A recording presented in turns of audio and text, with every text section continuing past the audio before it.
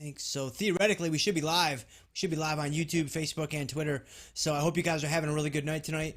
Welcome to the Weekly Shred. My name is Jim Schultz. I'm your host. I'm your tour guide. If you guys have been here before, hey, you guys are amazing. I really appreciate you guys so much. I'm just so humbled that you guys spend your time with me and you choose to spend your time with me when there's just so many things you could do. So thank you. If you're brand new to the Shred, hey, welcome aboard. Hopefully you get a little something from tonight, right? I mean, my whole goal here every Thursday night is to give you guys what you need and give you guys what you want, which sometimes what you need and what you want and what you want and what you need aren't exactly the same thing. And so I'm just trying to shoot some truth at you guys on Thursday nights to help you guys reach your physique goals. So what we're going to talk about tonight is tracking volume. And what I'm going to do here in about 2 seconds is, if the technology works, which it doesn't always work, but assuming the technology works, I'm going to bring you guys into my tracking sheet. I'm going to bring you guys into, the progress log that I use for myself, the progress log that I've created for all the students and the athletes inside of Full Throttle. And it's just a really good way to track volume. Now, naturally, you don't have to do it the way that I do it, but hopefully, kind of looking at the way that I do it and looking at the way that I think makes a little bit of sense will hopefully spur some ideas, kind of on your own end, whether or not you want to do it the way that I do it or do it a completely different way. Either way, hopefully it kind of gets the wheels turning, a little bit. But let me know if you guys out there, I'm very curious, when you guys keep track of your training sessions, how do you do it? Do you do it in like Google or Excel or like on your phone? Like, are you in 2020 or are you just like straight pen and paper? Like, let me know on Twitter, on Facebook, on YouTube. I'll pop into the comments here in just a couple of seconds. But I'd be very curious to know where you guys are at when it comes to logging your stuff. I personally, I'm a pen and paper guy, man. I really am. I'm still kind of old school in that regard. Like when I'm in the gym, obviously I have my phone with me. I have my fanny pack with me. I have all the essentials with me. But I still track my training with a pen and paper. I still have just one of those little notebooks that you buy from CVS, and that's how I record all my sessions. And then when I get home, I move them all over to Google. I move them all over to my Google sheet. And so I'll be curious to know kind of where you guys are at on that. So, all right. So what we're gonna do now is we are going to pop into my training logs, and we're going to take a look at how I track, my volume and how I track, kind of my training. So let's go ahead and do that. So theoretically, right, you guys should be able to see my screen here in just a second. So right now you're just seeing the production. Let me pull up so now theoretically you guys should be able to see my training log. I actually won't know until after the fact. And so hopefully it works. I'm in the process of hooking up like more monitors and that kind of stuff so that it improves and I can see more things at once. But right now, what you guys should see on the screen there, pay no mind to the 49,000 tabs I have open, but that's how I like to work, man. I like to keep lots of things going at once. And so this is my training sheet, and you can see right here we took a look at this a couple weeks ago in a different way. Right, but you can see I have it structured by blocks. I have, week 1, it's a base block. Scroll down, you've got week 2, still in the base block. Scroll down, you've got week 3, and so on and so forth. And then, the way I set it up is we have the exercises over here on the left, and then we have, in fact, let me go ahead and use my drawing tool so you guys can see. Here, we have the exercises right there. You have all the protocols, right here. And then, of course, you have all of the actual performance right there. Let me erase those boxes as I scroll over. You have all the performance, right here. And so to me, I mean, this makes a lot of sense, right? It just makes a lot of sense to lay it out so cleanly and lay it out so nicely. And even though I am old school, right? Even though I really do like the pen and paper approach, man, you really, really can't replace having the analytics at your disposal. And I'm going to show you guys, kind of how I use this in just a couple of minutes here. But it's really, really powerful just recording your stuff in Excel or Google. It's really, really powerful what you can do. Because, one of the things you guys hear me say all the time is you can't manage what you don't measure, right? You can't, make any decisions without any data, right? Like, you need data to make good decisions. And I just see so many people and they're putting in all this work, they're putting in all this effort in the gym to really, alter their physiques, to really change, their level of physical fitness and really have that body, that physique, that look that they really, really want. But they don't want to go the extra 10%. Right? They don't want to go that extra 7% and, put it into an Excel sheet, put it into a Google sheet and start measuring that volume, right? And create some formulas and, write some algorithms and do all that kind of stuff like what I've done here, right? So that it does it for me. I don't have to keep adding it up, every session. It's all kind of automated behind the scenes. And so I would just really encourage you guys to do this, man. It's such a powerful thing for me and for my progress the last few years.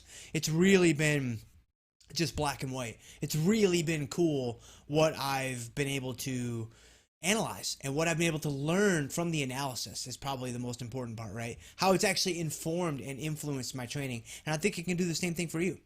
So, all right, so let me give you guys a really good example. So let's take a look at my bench press, since my bench press is pretty it's pretty, and I see that I've got an issue here with the formatting. That's kind of irritating. But anyway, my bench press is pretty it's pretty pathetic. Let's say that I'm still irked by this red line over here. Let me call that out for you guys. Oh, now it's back. How about that? I guess we just had a little something happening there in the old I don't know, on the old internet. So anyway, let me get back to where I was. Let's take a look at my bench press. So if you take a look at this is week 1, day 2. So this was the first week of this block. This was after quarantine, right? I hadn't been to the gym in 3.5 months, and so I was like, all right, like I need to be really, really smart about this, right? I need to take this very, very slow. My body is not ready for any of the work that I'm about to ask it to complete. Kindly ask it to complete, but ask it to complete nonetheless. So if you look at the first day here, you can see that on the first set, I'll actually grab an arrow here. On this first set, all I did was 185 for 2 reps. That's all I did, right? I did 185 for 2 reps. That was my entire, kind of heavy set for the day. That was it. I just knew that my body wasn't ready for very much volume, so I didn't want to give it very much volume. And then I proceeded to do, let me erase those arrows. I proceeded to do 2 back off sets, 155 for 5 and 155 for 5. And if you look at the RPEs there, you can see they're very easy. That was the objective was not to push myself on these days. I mean, I'm 3 weeks in now, as we're going to see. The objective is still not to push myself. And so, this is what I did for the first day. But if you go over to the right here, and this kind of brings me to the point of, what we're trying to get at tonight. And again, guys, just use what I'm doing here. Set it up the exact same way if you want to, or do it a completely different way, right? But my hope is that this gets you guys thinking about how to track your own volume in Excel or in a Google Doc. If I go over to the right here, you can see that I have my daily volume numbers. I have them calculating for me in the background. And I'll show you guys how you can use these numbers in just a little bit. But this happens for me every single day. Happens for me for every single day. Happens, for me for every single exercise. And so if you take a look at my volume here, you can see that on that first set, I just did 185 for 2, and I did it for 1 set. So the total tonnage that I pushed for that one set was 370 pounds. And then I did 1550 for the next couple of sets. So this was my total bench press work capacity for the first day. Total bench press work capacity for the first day. And so what I want to look at next is how this has proceeded over time. And so my hope is that not only, I think I see some comments coming in, not only are you guys, able to kind of see how to track your volume and kind of see how to, structure your sheets, but also what kind of volume increases should you be going for, right? So not only do I want to kind of show you guys like the mechanical way of tracking volume, like how to actually do it in Excel and Google and give you some ideas behind that, but let's also have a discussion around, hey, like how much should I be trying to increase my volume? Like let's talk about that along the way, and we're going to. And so, Tasty, yes, it's working, Dr. Jim. Oh, thank you, I appreciate that. I'm a 43,000 tabs person open too. Yeah, it's like, and then on YouTube, yeah, so we got a couple people peeping it out on YouTube, so that's pretty cool. Yeah, I like doing that. And the main reason I like doing that, Tasty Trader, is because I like to leave things where I had them, right? So more so than do a bunch of things at once, I like to just leave things where I had them. And so that way when I open up my machine the next day or later that day, everything is exactly where I had it. So okay, so the first week you can see I did 370 and then 1550. So let's scroll down now to week 2 and let's look at the same exercises. And you can see that they're right here. So those are my 2 bench press sets. And I won't even, well actually no, let's go ahead and do it. We've got time. Let's take a look at the actual individual sets. So what I did on this day was I actually pushed up to 205 for 2 on my heavy set for the day. Right? I kind of talked about in the last couple of weeks on the last couple of shreds. I can't think of the title offhand. It wasn't last week because last week we talked about junky carbs, and so that would not fit with this discussion. But at some point in the last month of the weekly shreds, I kind of talked about how my objective, my goal is with bench press and with squat to kind of work up to heavy doubles and work up to heavy triples and then kind of weave in some back off sets behind that. So that's why what you're seeing here is a reflection of my strategy. And so you can see the second week I did 205 for 2. And I felt pretty good, right? The RPE was only 6, so I had 4 reps left. Really, really pretty easy.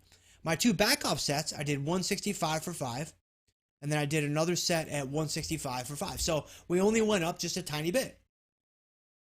So again, nothing crazy, right? Nothing crazy at all. If you go over to the right-hand side now, let's erase those boxes. You go over to the right-hand side now, you can see that my volume, it's inching up just ever so slightly, right? You can see now 410 and 1650. So let me just pause right there and kind of open up this thread of discussion around like how much volume should you be trying to increase from one session to the next. The answer, 19 times out of 20, is not very much.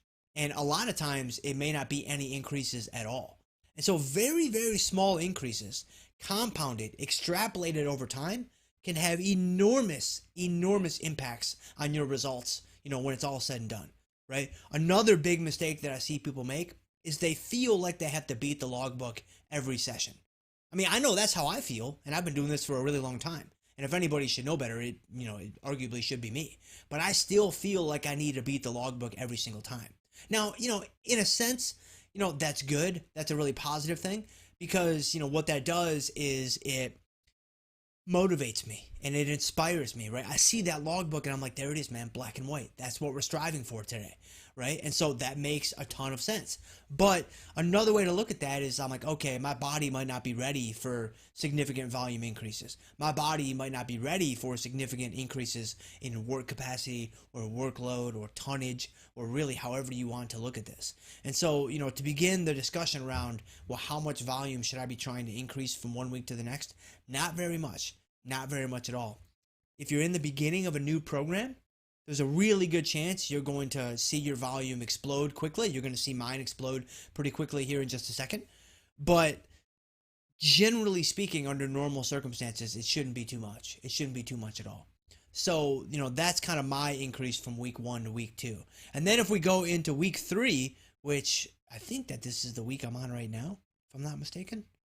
So if we go into week 3, it is. So you can see I have the green boxes here because I have not done day number 4 yet. That is tomorrow morning. And so those will be filled in tomorrow. But if we look at the bench press that I did here, you can see, let me move this over a little bit. So this one was a little interesting. This one was a little interesting indeed because you can see I actually did two top sets because the first set felt so good. I did 210 for a double and it felt so good. It felt so easy. I was like, well, let me add a little bit of weight and just see how it feels. And I did 220 for 2. I even showed that video on Twitter and Instagram for those of you that might connect with me on social media. And it went pretty well. I mean, the RPE was 7.5. That's not too bad, right? That's not too, when I say too bad, I mean it's not too high.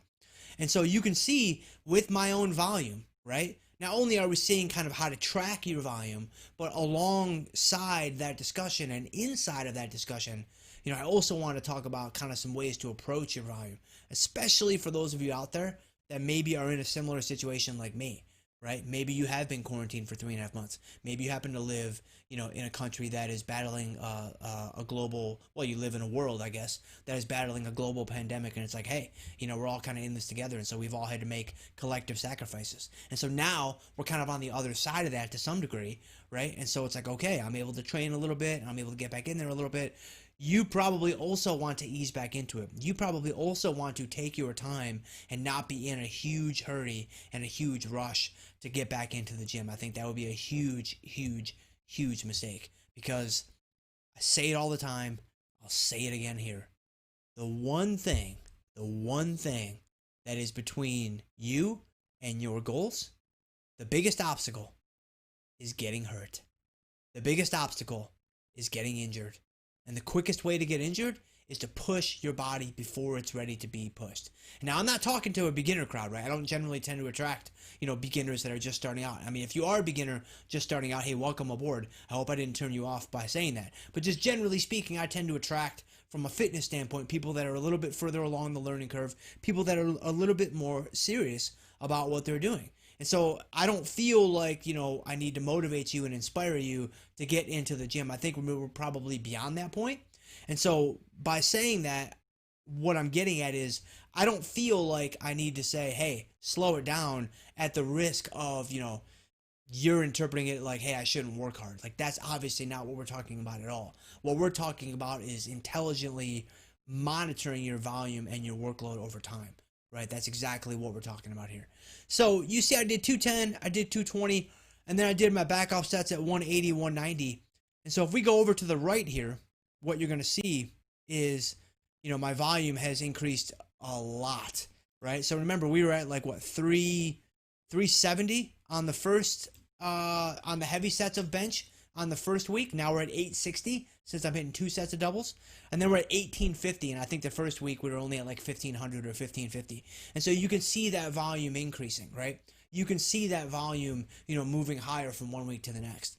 And so, again, it's like, if you are a pen and paper logbook tracker like I am, right? But you stop at that point, but you don't go any further, then you can see the progress in your logs, right? You can see the progress, from one week to the next, right? That's very easy.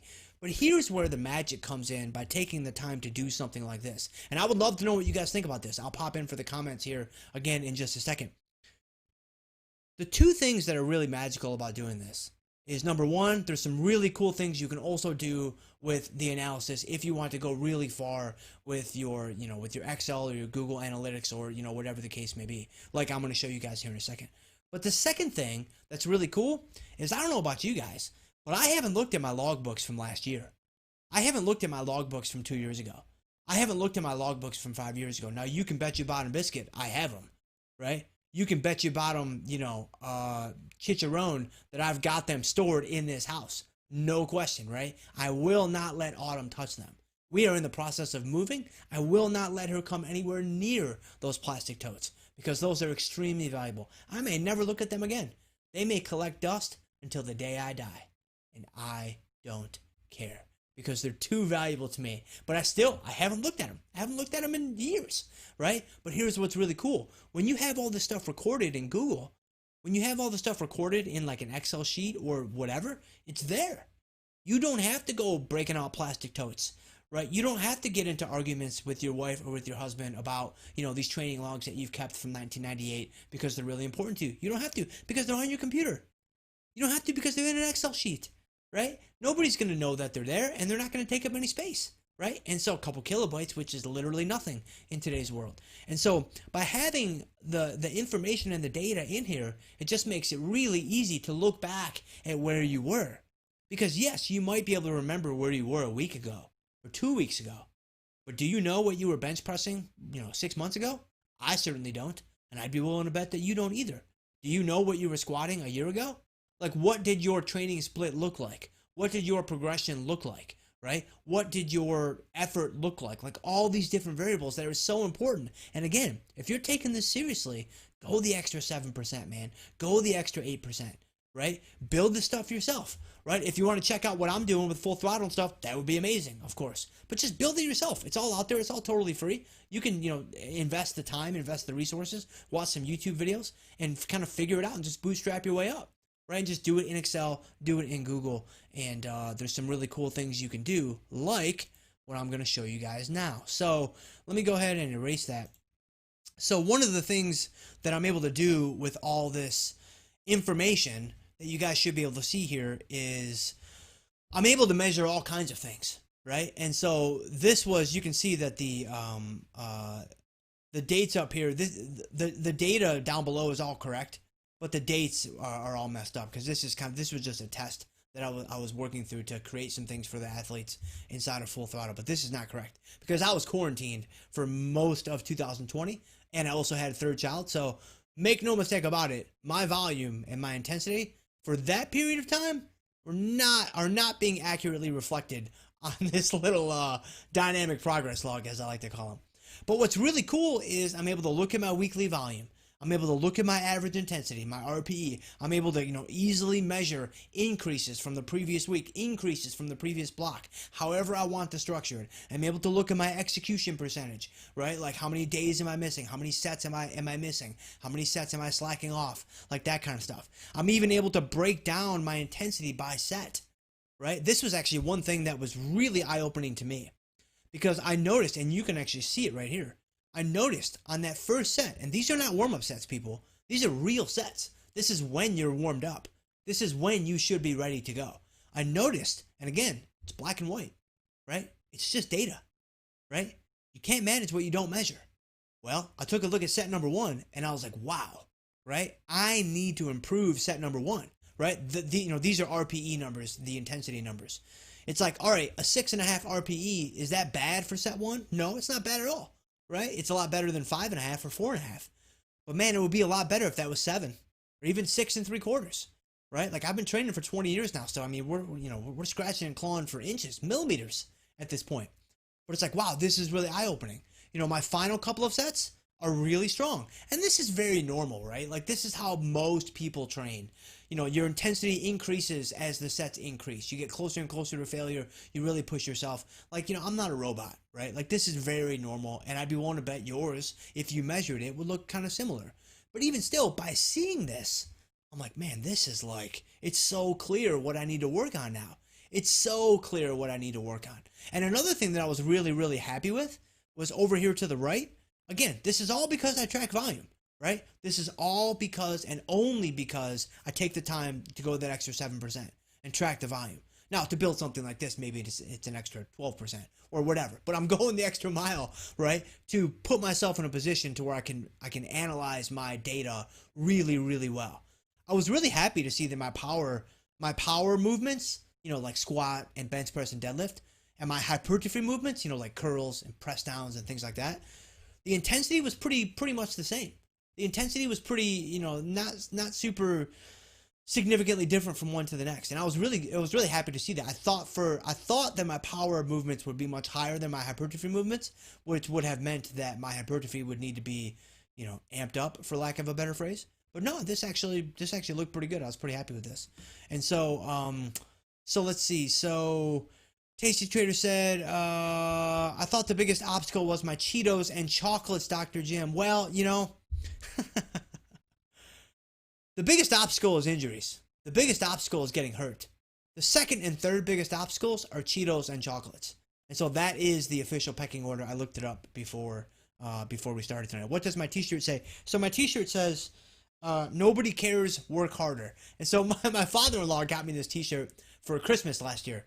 And when I opened it up, I'm like, that's perfect. That's exactly how I feel about life in general, and especially about training. And so looking over to YouTube here, we got Dr. Z. So Dr. Jim is live. Time for beer and popcorn. There you go, man. Hey, you got to do whatever you do. You do you, man. Don't let me stop you, right? So Dr. Z says, I use a whiteboard to track my weights for each exercise. I can easily erase and adjust numbers on the whiteboard. I work out at home now. Yeah, okay. So yeah, I don't have a problem with that necessarily, but what's interesting about that, Dr. Z, is you don't have the analysis over time, right? So you still don't have the analysis over time. You still don't have an opportunity to crunch those numbers. Like, I think that's great. I think that's a step up from, the notebook and the pen days. No question about that. But I do think that's still a little archaic, let's say, right? It's a step up, right, from loose leaf paper, don't get me wrong, and pencils. But I do think that I think you could go the extra mile. Take the data from the whiteboard, put it into an Excel sheet. Take the data from the whiteboard, put it into a Google sheet. right? And then you're able to kind of track those things, along the way. And then how do you know what your RPE is for each set? So that's a really good question. And to answer that question, so RPE, which is inside of full throttle, which I know that because I know you have access to it, and so I'm assuming that you review these things on a weekly basis. But it must be a few days since you've looked at this last. RPE is going to be your level of intensity that is a subjective gauge from you, and it's on a scale from 1 to 10, where 10 is all out, max effort, went to failure, could not have done another rep. 9 is you could have done one more rep, so it's kind of like a reverse scale. 8 is you could have done 2 more reps. 7 is you could have done 3 more reps, and so on and so forth. The weight and the number of reps in the set are independent of the RPE scale. And so you have to assess what your RPE is for every set. And, it's like it is with basically anything else in life. It gets better. It gets better the more you practice it. It gets better the longer you go. And so hopefully that kind of helps you out a little bit.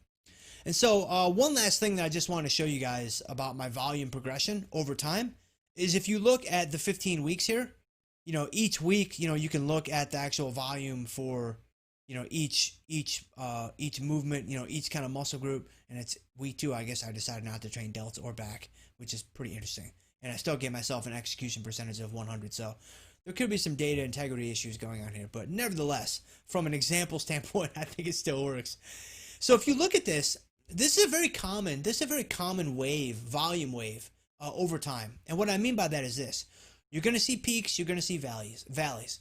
And the reason why is because you should be regularly deloading in your training, where every 4, 5, 6 weeks at the end of a mesocycle, you're taking a little bit of time off. You're taking a week off, not completely off from the gym, but you throttle it back, you scale it down.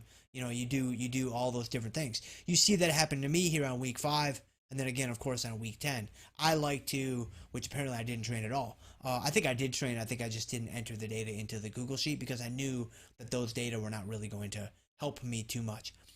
But then you see, it's a pretty consistent theme that follows the deload week, right? We start to march higher. We start to, increase that volume over time, week by week by week by week by week in those accumulation weeks until we reach the next deload week. And then the idea is, and again, it doesn't have to be every block, but the idea is what you start to see is a pattern that you see unfolding here, where, your later blocks, like what we have over here to the right, are higher in volume than your previous blocks, right? Now, there are a ton of variables here. There are a ton of things that are at play here that you can't necessarily quantify. Like one of which would be, your exercise selection. Like if you're switching and rotating exercises all the time, it's very difficult to measure volume from one week to the next, one block to the next, in a way that's going to make sense, in a way that's going to be apples to apples, right? Because if I'm doing barbell squats and leg extensions on leg day, let's say, and then 5 weeks later I switch it to leg presses and leg curls, those are completely different movements, completely different, tonnages, completely different measurements. And so comparing those against each other are not really going to work. Comparing those inside of themselves, of course, is going to work. But this is one of the reasons why I don't like switching my exercises up too frequently. I like to stick with the same movement patterns for, 10, 15, 20 weeks and give myself, 3 or 4 blocks to kind of see what I can do with, the different volume metrics. And then, there are, other things to consider. And so let's actually go to kind of a full screen soapbox style to kind of close it out tonight. So hopefully this gave you guys some things to think about, right? When it comes to tracking your volume, when it comes to, measuring your volume and analyzing your volume and all of that. But let me say this. Let me kind of leave it off with this. There's a lot that can't be quantified that is very, very important. And so you don't want to get trapped into the numbers. Like I'm a math guy, right? Like my profession is finance, right? I mean, it's, options and derivative instruments and like high level mathematical stuff. So I'm a stats guy just by nature. Like I'm a stats guy, that's my natural temperament, right? But you got to be careful that you don't get trapped into the numbers. You've got to be careful that you don't just fall onto the merry-go-round of trying to beat the logbook, trying to ramp up your volume, and think that everything can be represented in an Excel spreadsheet. It's an incredible tool. It's a very useful resource, but it's not the whole story. It's not the entire picture.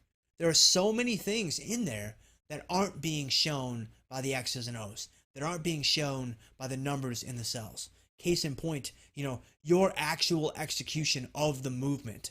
What does your technique look like? What does your form look like? Are you actually able to emphasize the muscle you are trying to emphasize, right? Like if you're doing a bicep curl and you don't feel it in your biceps and you only feel it in, your forearms, that's a problem, right? That's a problem because you're not even targeting the area. So for you to increase your volume on bicep curls over time is not going to help you achieve the goal that you want to achieve. You see what I'm saying?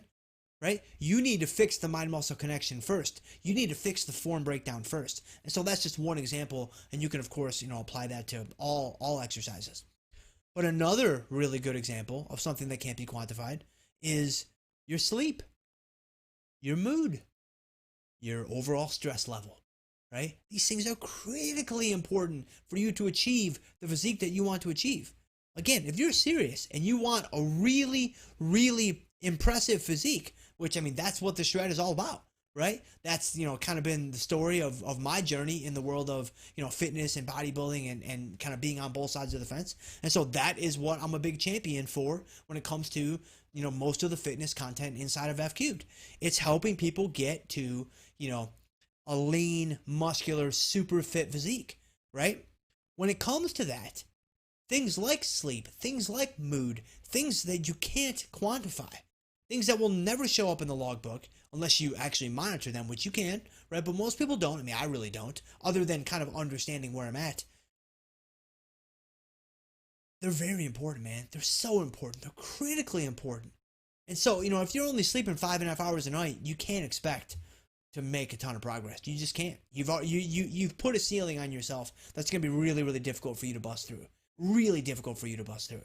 And so, those are a couple of things that are, maybe not as quantifiable as some of the other things that we've talked about, here tonight. But hopefully that kind of helps you guys out, a little bit. And that's it, man. That's the shred for tonight. If you guys made it this far into the shred, you guys are absolutely amazing. To spend 30 minutes with me on a Thursday night, I really, really appreciate it. I've got some really fun things coming on down the chutes for the shred. In the future, and so this is gonna be really, really cool. Some different things we're gonna do with interviewing people and bringing some other people into the show, and it's gonna be really, really fun. So I hope you guys got a little bit of value from tonight. If you guys wanted to hit me with a like or hit me with a share or a retweet, that would be amazing to kind of get this out to some other people. If I can ever help with anything, guys, just shoot me an email. It's just jschultzf3@gmail.com, or hit me up on social media. I'm just jschultzf3 pretty much across the board. Twitter, Facebook, Instagram, LinkedIn, TikTok. I am on TikTok, but I did one video.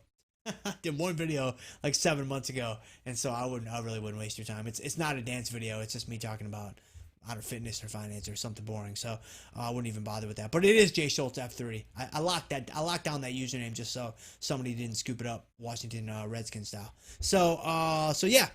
That's it. That's the weekly shred, and we will see you guys next week from